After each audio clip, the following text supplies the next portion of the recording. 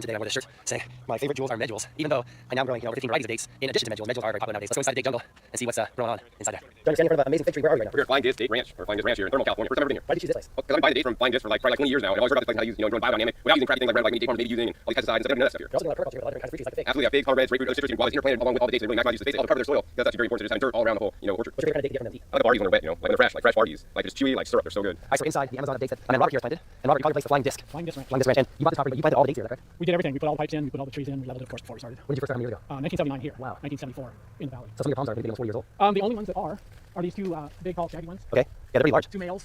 And those two were the first palms planted on the property. Have you grown any of the dates as seedlings or all different types? No, we have had a lot of seedlings. Have you ever found any good tasting ones? Absolutely. Really? So those are unique to you? Yeah, we have That's about great. 5 of those. That's great. So what's some of your favorite dates to eat here on the property? I like dry dates as opposed to soft. Okay. So that would cover all varieties. So give me some examples. Medjool, Deglets, Edis, Kadrari, Dairies. Some of the unusual ones are Amber, Sireh, Thori. Did I say Kasawi? No, So when you plant a new pot, what kind of success percentage do you get? Do you always get them to live, or how does it work? No, it's probably 80% take. Okay.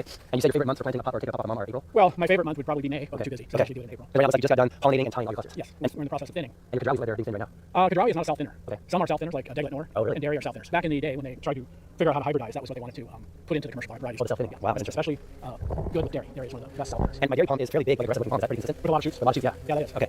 And that is the reason. That's the reason why it's the favorite one for the Jewish sukkahs. I think that's what you say. Okay. Where they cut the parts of palm out. Okay. It's kind of like I guess similar to what Christians would call Palm Sunday. Right. Anyway, it has some significance to their faith, and the reason why is they use that one is because farmers have so many suckers that they want to cut this off. And you said that when you love the bargy date because of the wall stage, when it's yellow. And when you get your bargies to produce, how many pounds of dates do you get off of each palm per year? If it's a mature palm, like this one is an adolescent, still has offshoots on it. So that's an adolescent. This would be just after rooting, this little one right This little here. guy, yep. And then this would be fully mature. Because over here to our side, right along your wash here, you have all the mature bargies. Then you come to 600 pounds It's sometimes. probably at least 600, yeah. Wow, that's an amazing That one's got at amount least of 10 clusters on it, and they'll probably be 60 pounds each. I mean, that's an incredible amount of fruit. It is, yeah. But you said your Kadrawi, you only get about half that much. Right. That's amazing. 200 to 300 pounds. What stage of the date growing process is your least favorite? As far as labor or tediousness or whatever?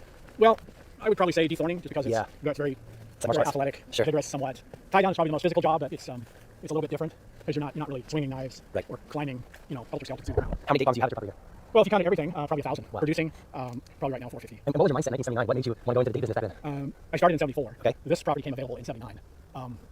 I've always been a gardener / farmer Okay. since I was a kid. Grew up in Santa Barbara. My parents were gardeners, orchard.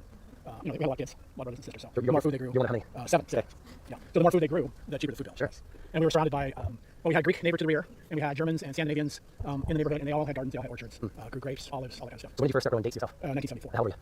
27. So, and what about the date process did you like compared to other fruit trees? I liked the physicalness of it. I've always been competitive, So you're a date athlete. and I was everything I investigated about dates. Everybody said, "Oh, don't do it. Don't try it." That made you want to do it. That made you want to do it more. I want to thank you for the questions for the tour. Sure. Yeah, so. Yeah, sure. And what's your website so people want to find out more about Flying Disc? It's flyingdiscranch.com, and all the W's and Flying Disc Ranch. I'll put it in the description below. Can I order dates from you? Yeah. Okay, great.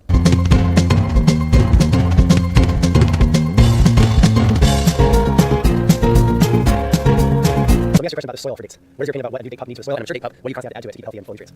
Well, the main thing I think is having something in the soil that's going to retain moisture. Okay. That's the biggest thing. What are some of those things you Well, use? this is all date mulch. We're sending us all the different prunings, all the pruning from the date palm. Right. And putting that in the soil. So that's your mulch. That's the mulch, yeah. And putting compost. Like when we transplant an already rooted offshoot, we dig the whole place deep. Okay. And, Add some compost in there? Add some compost, yeah, and then fill it. So mostly just compost and native soil? Yeah. And mulch? Right.